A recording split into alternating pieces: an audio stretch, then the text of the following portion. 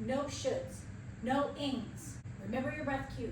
Sprinkle in your theme in the beginning and the end, not just in your introduction where no one watches. Don't say don't. Okay, so redoing it. Not my favorite. Just the standing sequence. Come to the top of your mat. Hopefully you can hear me. Feel your feet grounding into the floor. Stack hips over feet. Feet are hip distance apart. Shoulders come up and roll down the back for Tadasana. Inhale, sweep your arms overhead. Exhale, bring palms through heart center and down by the side. Inhale, sweep arms up overhead, biceps by the ear. Sink your hips back into chair. Take the weight into the heels and the outer side of the feet. Spine is neutral. Inhale. Exhale, knit the belly into the ribs or ribs in. Stay here for another 3 rounds of breath. Inhaling fully through the nose and exhaling through the nose. If arms by your ears is too difficult, you can take your hands to heart center. 1 more round of breath. If your hands are at heart center, sweep them overhead. Take your weight into the left side, left foot. Come up on your right toes. Lift your foot and send your foot back down the long side of the mat. Set your heel down. Your feet should be about hip distance apart, so on 2 separate tracks, not on one balancing. Don't say not. 2 separate tracks as opposed to a balance beam. Arms go ahead. So annoying. Anyways, warrior 1, we're here. It feels very unnatural to not be able to say not. I'm just going to put that out there. Anyways, we're in warrior 1 for another few rounds of breath. Knit in the ribs.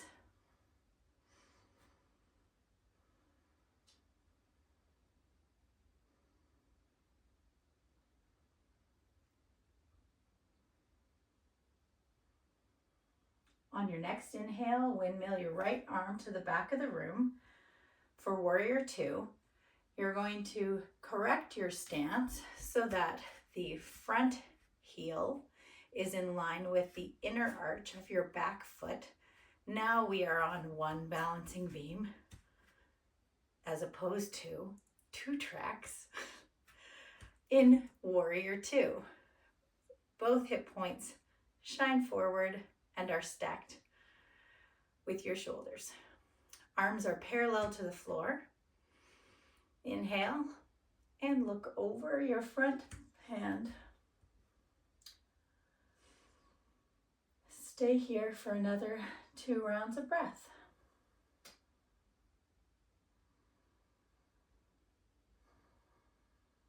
Are you equally distributing weight into both legs? Are you knitting the ribs in, tightening up your core? Inhale, turn your front palm up. Send your right hand down the back of your leg. Lift your palm up and over for revolved warrior. Take your top shoulder, rotate it out to open the chest to the ceiling, front of the room, shiny, shiny heart. And you can take your gaze up past your elbow. Keep breathing. Nice and deeply. Imagine sending the air into your front working leg. I've completely forgot about my theme, which is 1 step forward and 1 step back. Sometimes when we're working hard at things, we hit a bump in the road. Inhale, send your front arm to the outside of your left foot or to your left knee, and bring your top hand up for side angle. Continue to breathe. And although it can feel like you've paused and you're sort of maybe stuck in a moment, sometimes in that pause or rest you gain insight. And sometimes in the repetition of doing things over again, we become better at those things that we're repeating. Inhale, send your arm overhead for extended side angle. Just as a transition, and exhale, take your right hand and left hand to frame your front foot, lifting the heel up at the back, squaring hips to the mat and forward for runner's lunge.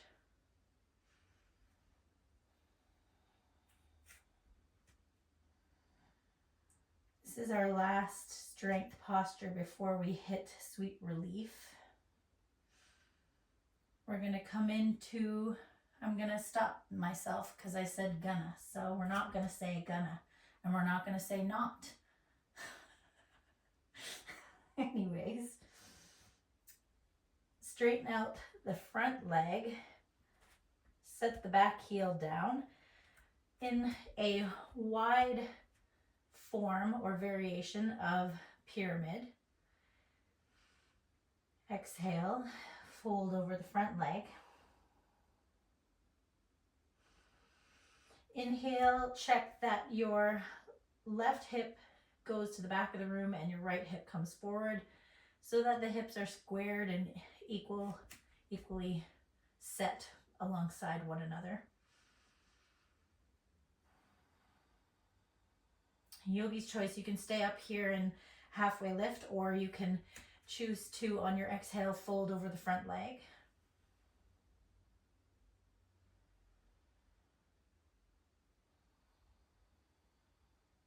On your next inhale, walk your hands to the front and long side of the mat.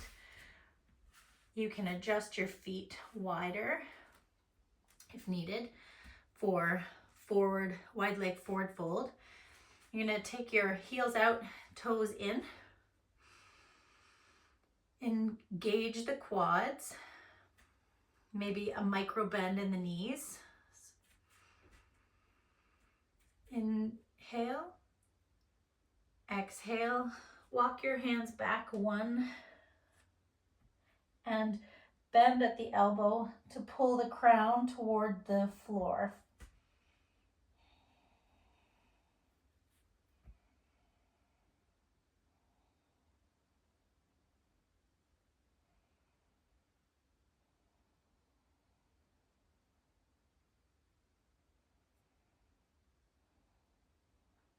Last breath here.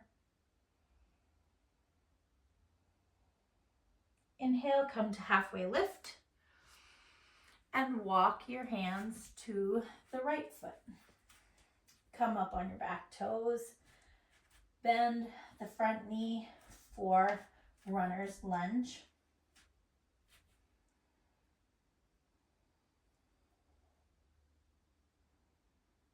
Staying here for 5 breaths.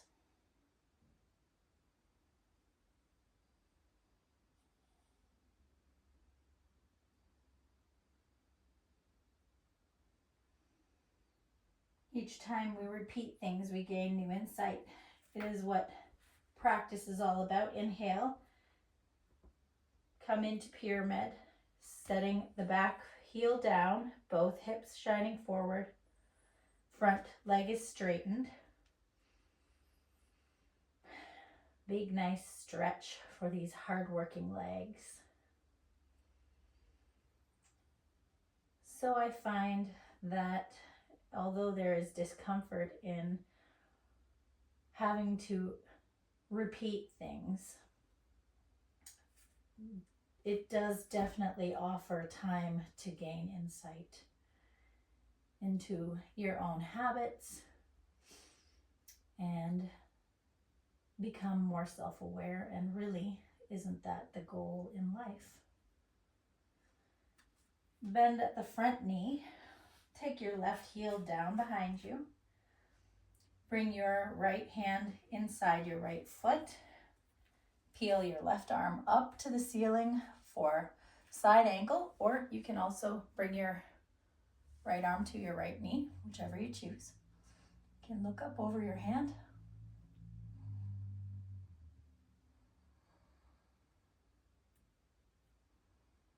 If you'd like a little more, inhale here. And on your exhale, take your arm overhead for extended side angle. See if you can drop a little deeper into your front, into your hips, creating that nice diagonal line. I'm going to come up on my knee because my right hip is a little bothersome, so it's a bit too deep for me. And that's a little bit of self-awareness there. So by doing this lots and learning which things don't end up being comfortable, I can adjust my own practice. Inhale, windmill your left arm down the back leg. Turn your front palm up, lifting it overhead for reverse warrior. Rotate your top shoulder out, chest shines out and up. Feeling sort of powerful for gaining this new knowledge about yourself through your practice of, achieving something and then hitting a bump in the road, one step forward, one step back. Continue to focus on your breath. Get your ribs in.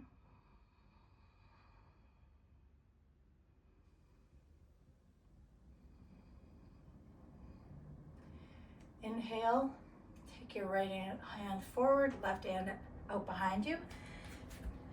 Adjust your stance if needed.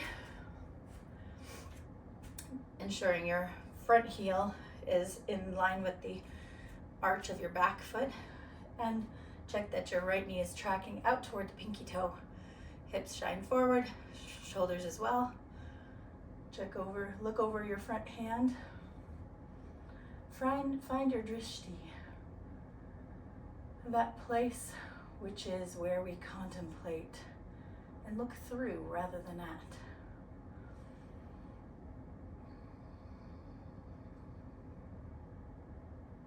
Taking time to think about this pause moment, or this moment where we're going in reverse, redoing something, which is apt for this request of having to redo this video. Inhale, take your left hand under and forward. Shift onto your back toes and then put your heel down to adjust your stance, and also take your feet a little wider. So just take a moment to ensure your feet are on 2 tracks so that your hip is comfortable in Warrior One. Ribs shine forward. Hip is neutral with your back foot moving in the direction of forward. Arms up by your side, pinkies shining forward.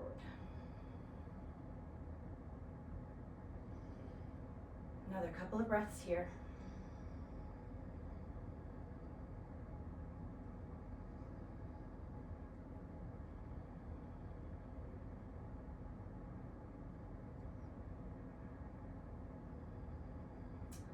Hinge forward at the hip. Concentrate on bringing your weight into your front foot and step your left foot to meet your right. Take the arms out by the biceps and sit back into your chair.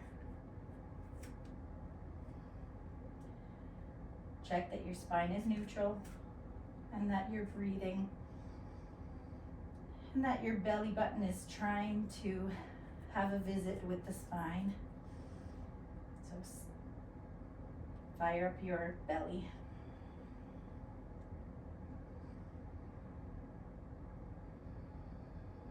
Last 2 breaths here.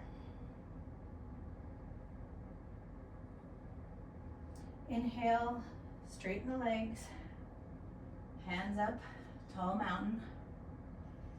Exhale, swan dive, forward fold. Let's have a nice stretch.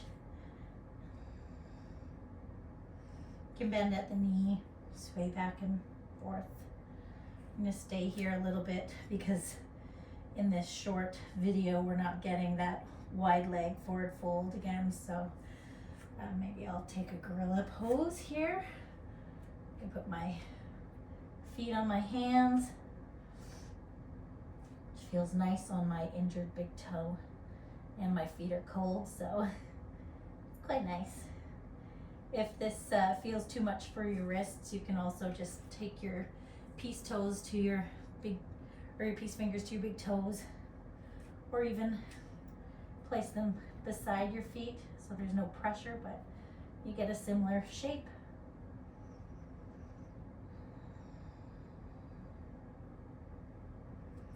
Inhale, halfway lift. Exhale, bend at the knees a lot, and rise up to tall mountain. Exhale, hands through heart center, and palms come down by the side. Come to the long edge of the mat.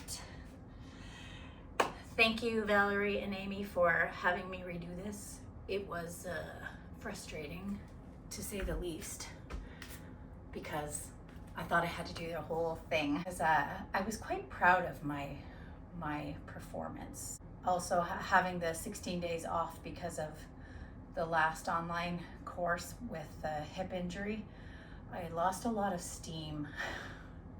And I really felt like I wasn't going to be able to get through this course with the injuries.